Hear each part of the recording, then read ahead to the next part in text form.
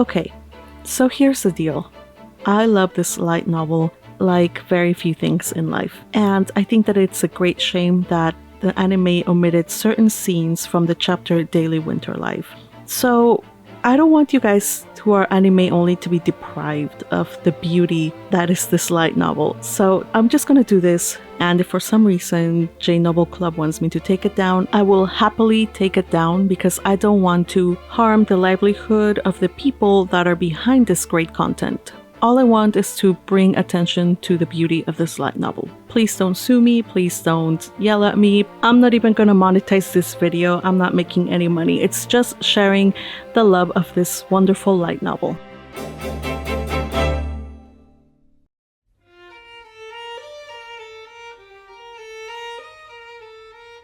Daily Winter Life. I was finally permitted to walk through the temple as I wished, now that I had Damiel as a bodyguard. It was a bit rough on him since he had to travel here from the noble's quarter every day, but he used a flying horse he made from his face stone, so unlike Lutz and Tuli, the snow posed no issue to him. Wow, magic sure is convenient. Thanks to Damiel, I could go to the orphanage and book room again, which provided ample distraction. My family couldn't visit me as much as they could before due to all the thick snow, but I could forget how much I missed them by absorbing myself in books. Only when reading could I forget my loneliness. The problem was that the library was incredibly cold. I couldn't stay for long no matter how much I bundled up, and neither Damiel nor Fran liked going there. "Apprentice," said Damiel, "could you ask Lord Ferdinand if you could bring books back to your chambers so we don't have to stay in the book room?" "I agree with Sir Damiel's wisdom," said Fran. "You will end up sick if you go there too often." Damiel and Fran got along surprisingly well. They often seemed to agree on things, but maybe Fran was just used to dealing with nobles. Either way, they were on good terms. "High Priest, for the stated reasons, may I bring books from the book room to my chambers?" "You may borrow the books I brought myself. I would not want for you to get sick right before the dedication ritual." Ha! I win. The High Priest let slip a slight grin after beating me in reverse. As I expected, his level of skill was way past my own, now that he understood the game. What kind of an adult was he, going all out on a little girl? Sure, I just looked like a little girl, but still. "I think it's cruel that you would go all out on a child, High Priest. That is laughable coming from you, who went all out on a beginner. I see that you're a sore loser, The High Priest was a little immature sometimes, but he was a good person. He lent me his books, and when the loneliness got to be too much for me to bear, he would let me barge into his room and trade organizing paperwork or doing a lot of math for some precious hug time in the hidden room. He usually grimaced hard when I asked, but I was too caught up in my own problems to worry about this. Our arrangement was fine by me.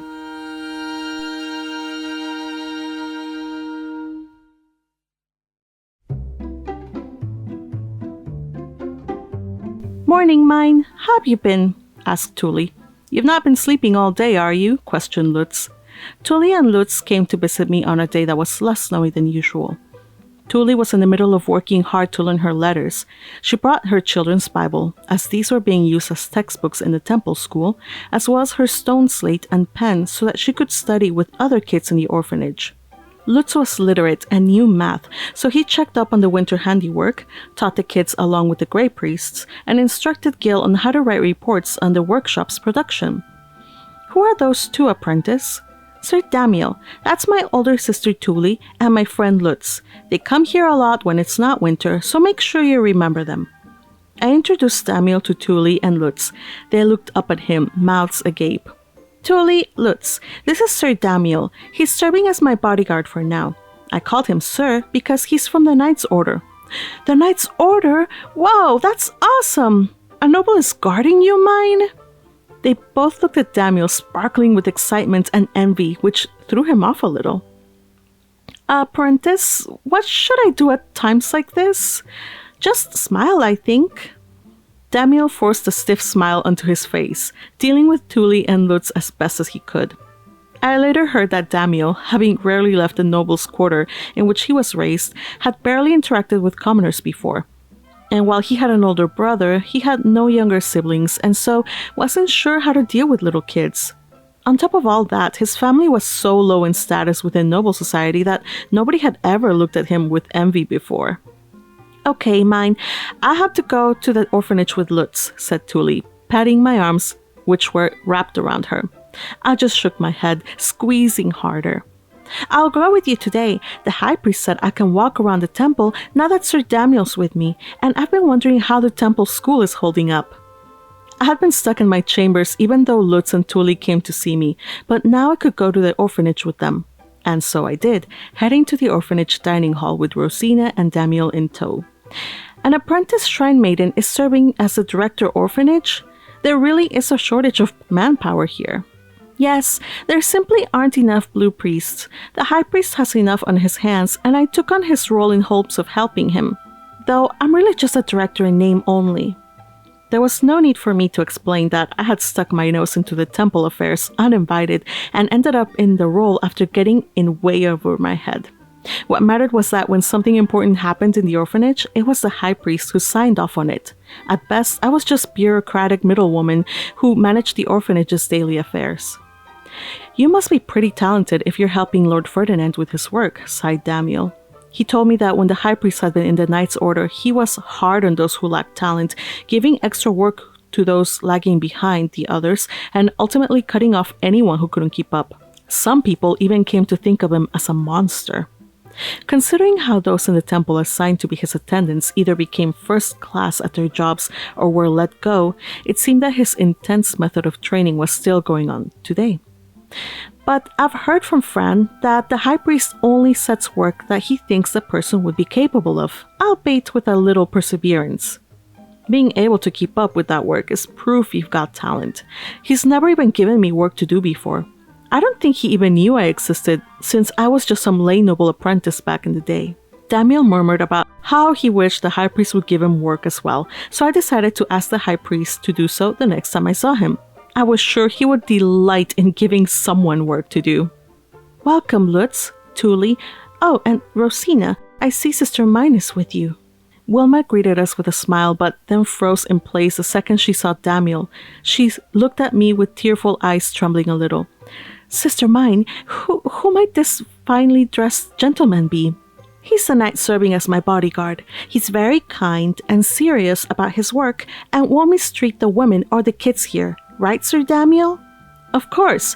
I swear as a knight that I mean no harm or ill will to anyone here." Wilma only had experience with cruel blue priests and disgusting nobles who came to the orphanage seeking flowers, so she remained on guard against Daniel while inviting us inside. "It's pretty warm here," remarked Daniel, his eyes widening in surprise. Thanks to our efforts during the winter preparations, the furnace in the dining hall was burning brightly, warming the whole room, and everyone in the orphanage was spending their days in the dining hall, with the boys' building staying empty to save as much firewood as possible. That meant more people in one place, which naturally heated up the room even further. "We thoroughly prepared the orphanage for winter," I explained. "This is the best place for all of them to be." A session of the temple school was being held off in one corner, while the apprentices who had already learned their letters were working hard at winter handiwork in another corner. "Oh, they've already started! Bye, Mine! I need to get going!" exclaimed Tuli. "Same here," Lutz said with a nod. Tuli headed toward the temple school session, while Lutz went over to the handiwork corner. I myself headed for a seat where I could see the classroom, read, table, from a far enough distance that I wouldn't be in their way. "Apprentice, what are they doing?" Daniel pointed to the corner, holding the classroom with a curious look on his face. "That's where we're teaching the kids to read and write." "You're teaching orphans to read and write? But why?" In this world, only people of relatively high status and those who worked with them learned to read and write. From their perspective, it didn't make sense to teach these skills to orphans. However, considering that the orphans had a high chance of becoming attendants to blue priests, they were more likely to need to know how to read and write than most lower city craftsmen. And in terms of raising the literacy rate, it would be more efficient to start by teaching people who would benefit the most from reading and writing before moving on to the sons of craftsmen and so on. Temple orphans will one day be attendants here or otherwise servants in the nobles' quarter, so the sooner they learn to read and do math, the better. It'll help them to do their job one day. Makes sense. That means they won't have to be trained as much when the time comes. As I watched the Grey Priests working as teachers to help the kids read the children's Bibles, illustrating each letter on their stone slate as they appeared, I discussed the next picture book with Wilma. I showed her a script I had written by poring over the thick Bible and extracting the information I needed about the subordinate gods and organizing them into separate books for each season. She fixed up the text here and there, adding some poetic description where they fit. Apprentice, what's this? A copy of the children's Bible I made to help the orphans learn to read. They also help them memorize the names of the gods and divine instruments. Oh? Damio flipped through the children's Bible, looking interested. It covers the king and queen of the gods, plus the eternal five, and now I'm planning to make ones that cover the subordinate gods. Their names are important for the blessings. These sure are convenient. I had a rough time memorizing the names myself. Damio sighed about how many names one needed to know to properly use magic. If he had that much trouble, then it was a safe bet that a simple picture dictionary of the gods would go over well with the nobles.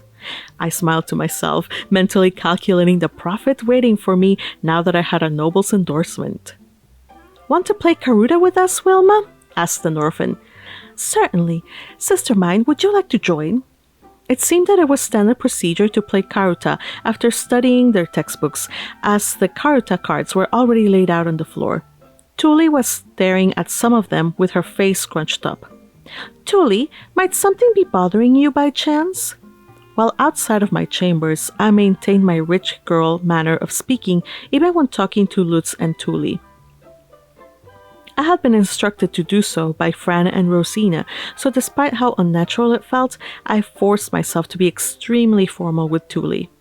She frowned a bit, then whispered in a quiet, embarrassed voice, "The thing is, I'm the worst at Karuta, out of everyone."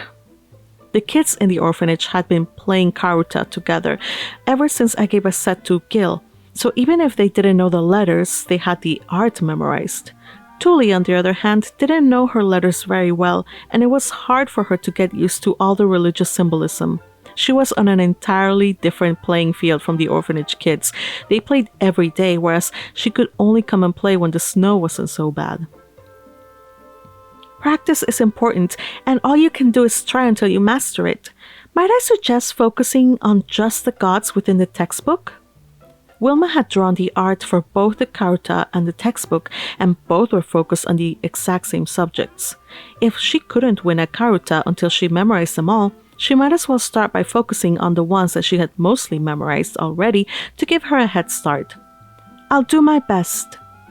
I tried my hand at Karuta too, but the kids were as good as you'd expect. It was hardly even a competition.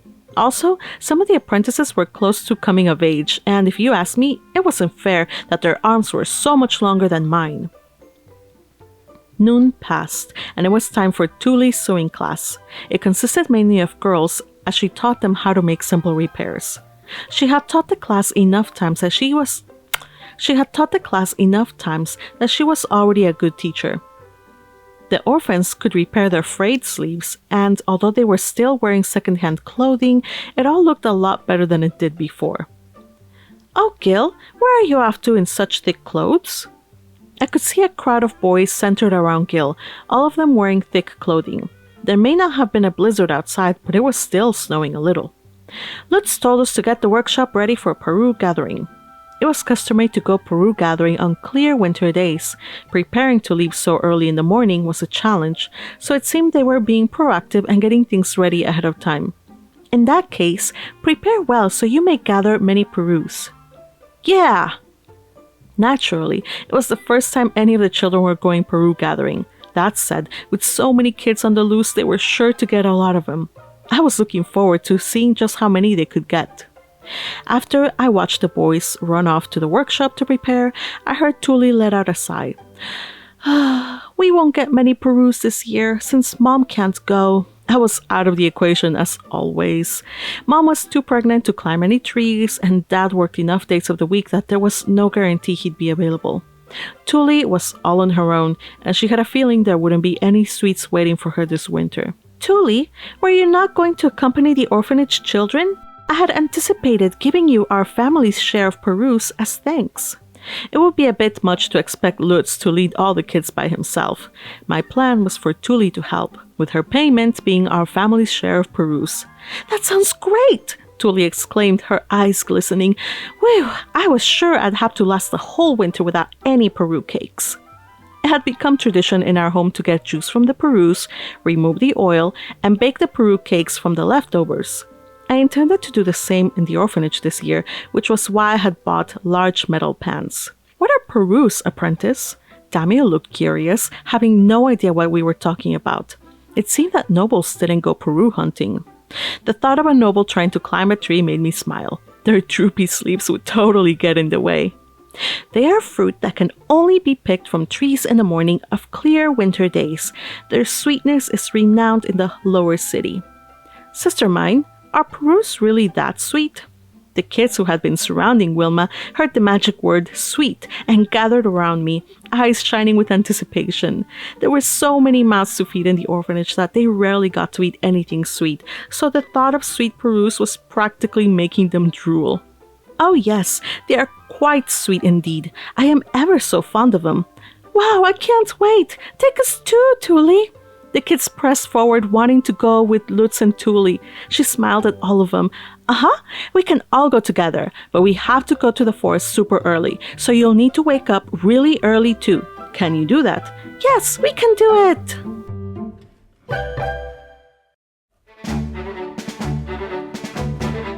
And so, after several days of heated anticipation, the weather finally cleared up. Dazzling sunlight rained down from the start of the morning, reflecting off the snow and filling the world with a gleaming brightness that I could see even through the curtains of my bed. I jumped out of bed before Delia could come get me, ran to the staircase, and leaned over the railing to shout down to the first floor. Gil! Gil! It's Peru Gathering Day! Go to the kids in the orphanage! Hurry! Get ready! Gil, who had already woken up and gotten dressed, shouted back, "Got it!" and dashed out of his room. Delia dashed out of her room too, grabbing my arm with a furious look on her face. Sister mine, please stay in bed until I come wake you up. And you shouldn't lean over the railing in your bedclothes like that. Jeez, how many times do I have to tell you all this? Delia, today is Peru Gathering Day. Lutz and Tuli will be here really soon. I have to go get changed right away. People in the lower city would be rushing to get ready before the gates opened at second bell. Lutz and Tuli would be here soon, no doubt about it. But telling Delia that just made her eyes narrow and her voice sharpen. That is not part of your schedule. Clear days in the blizzard are dependent on the whims of the god of life. Nobody can schedule for them. I hurriedly had Delia change my clothes so I could wait for Tuli and Lutz. Breakfast could wait until I had seen them off. Fran, seeing how jittery I was, started preparing for visitors. My prediction was right on the money, and Tuli came running over when I would normally be eating breakfast. I could see Dad behind her. Morning, mine! Dad's coming with us. He has today off. Dad, it's so good to see you! The moment I saw Dad walk into the hall, I ran over and jumped into his arms. He caught me and lifted me up until we were face to face. I rubbed his beard with my hands. Looks like you're doing good, mine. Caught any fevers lately? Not at all. Fran takes me to bed right away when I start feeling sick, and whenever I actually do get stuck in bed, they make me drink a super gross potion. I don't even have time to get fevers. That's what I like to hear. Dad grinned at me, and while I told him how things had been lately, Tuli took out a jar from her pocket. Mine, you mentioned that you ran out of this, right? Dad set me down so I could look at the jar. It was the one I had put natural yeast inside. Tuli had looked after it while I was away from home. I hugged the slightly warm jar close to me. Thanks, Tuli. We just dropped by to give you that and to say hi before going Peru gathering. Lutz is already at the orphanage. Okay, be sure to find lots of them. I'll be waiting with lots of fluffy bread at lunch. I saw the two of them off, then put a hand on my smiling cheek. Even just a little bit of time with my family warmed my heart, and now it was time to prepare for juicing Perus and making Peru cakes. Fran, could you deliver this to Ella and inform her that I will be eating lunch with Tuli, Lutz, and Dad. I want her to make fluffy bread for me. Understood. Once Fran had the yeast, I turned to Rosina. Rosina, once we finish Haarspiel practice, go to Wilma's and tell her to start preparing for the Peru cakes. As you wish. I practiced Haarspiel until the third bell, then went to help the high priest. He told me I looked unnaturally happy to the point of being off-putting, and I responded by saying that indeed I was, before getting to work. Just thinking about spending lunch with Tuli, Lutz, and Dad once they got back was enough to make me radiate with joy. Fourth bell rang in no time, signifying noon. Damiel saw me to my chambers, then went right back to the high priest's room. I'll be eating lunch now. Be sure not to leave your room while I'm gone. Understood, Sir Damiel. Damiel ate lunch in the high priest's room, since my chamber's kitchen didn't have enough food to cater for the grown man who had been so suddenly thrown into the mix. Ella sent word that lunch was ready, and I waited for everyone while wiggling excitedly in my seat. We're back, mine, and we got lots of them! Yes! The three of them came back with big, satisfied grins. Human wave tactics were as effective for gathering Perus as I had expected, and they really had found a ton of them. We chewed on the fluffy bread made from the yeast Tuli had brought me while talking about what our afternoon plans were. Mine, we'll be juicing them later, but where should we do that? The workshop or the dining hall? Lutz asked. We can juice them in the dining hall just fine, but I think it'd be faster to get the oil out using the presses in the workshop.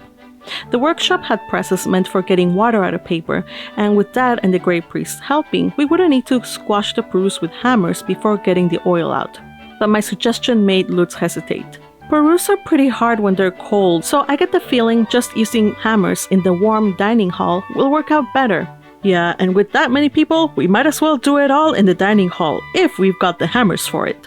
At Lutz and Dad's suggestion, we decided to do it all in the dining hall. Tuli, more concerned about what came after juicing the Perus, looked at me eagerly. Where are we gonna bake the Peru cakes? In the basement of the girls' building or the workshop?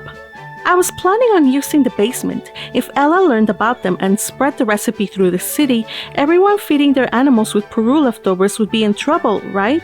Yeah, definitely. Lutz scrunched up his face, thinking of his chickens. Peru leftovers were perfect for feeding animals over the winter. If people started cooking with them instead of giving them away, basically for free, everyone raising animals would be in big trouble. It'd be better if we just enjoyed the Peru cakes by ourselves. The secret would be safe if we made them in the orphanage basement. Let's divide up our shares of the Perus and get them all ready in the dining hall then. Okay, exclaimed Tuli. I'll teach all the girls how to make Peru cakes. Once we finished lunch, the three of them hurried to the orphanage to begin their work. I had to wait for Damiel to get back before I could go with them. As usual, Dilly was the only one who stayed behind in my chambers, since she didn't want to go to the orphanage. Apprentice, what in the world is going on here? Damiel stiffened after looking around the orphanage.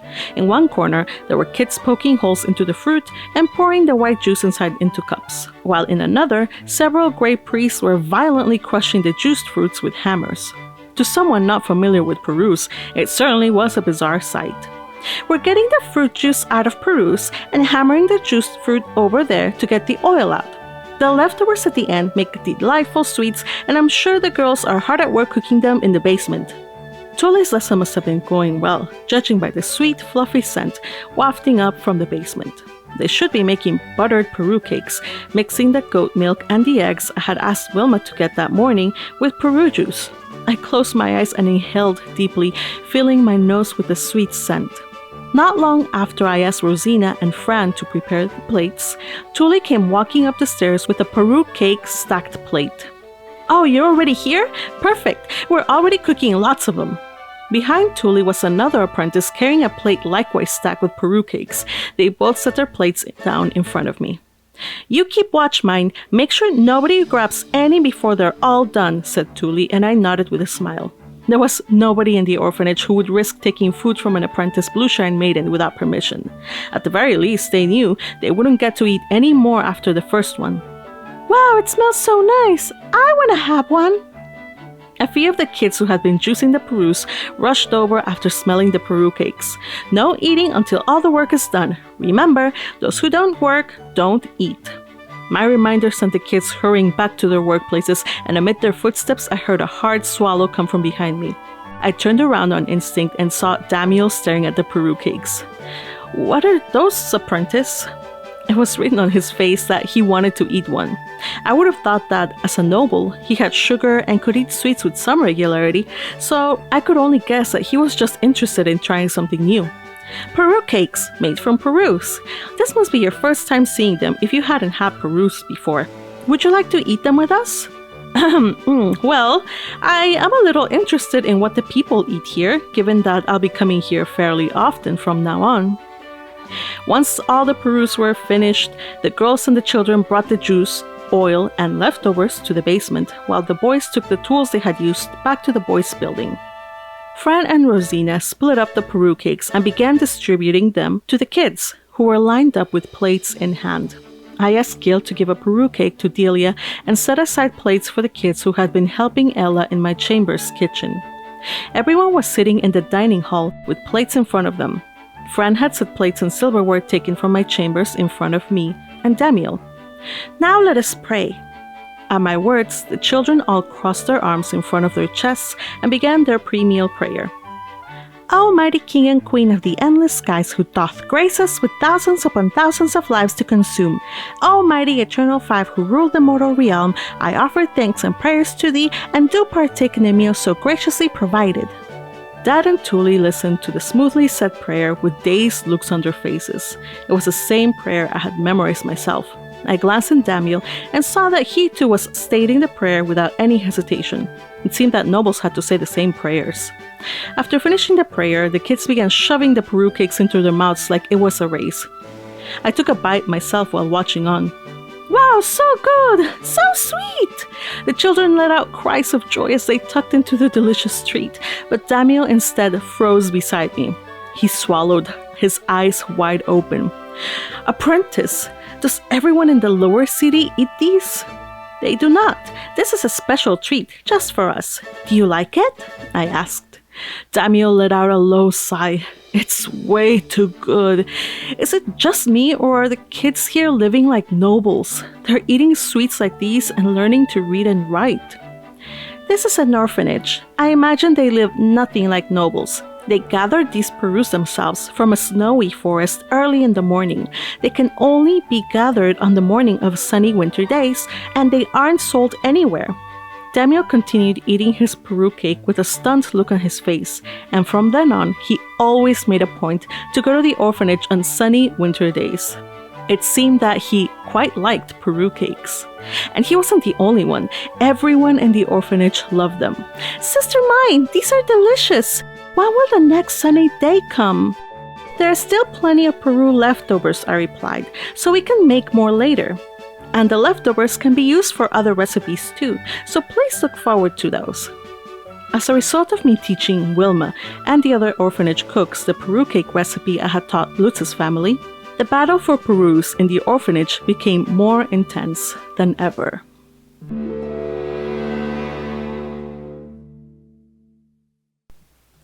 Okay, everybody, that was the chapter Daily Winter Life from Ascendance of a Bookworm, Part 2, Volume 3. I hope that if you enjoyed it, you actually go and support the author and all the people that are doing the official translation of this series and purchase the light novels. I assure you, it is so worth it. This chapter is just a small sampling of how rich this world is and how the author fleshes out all the characters in it. So I hope you go and check it out.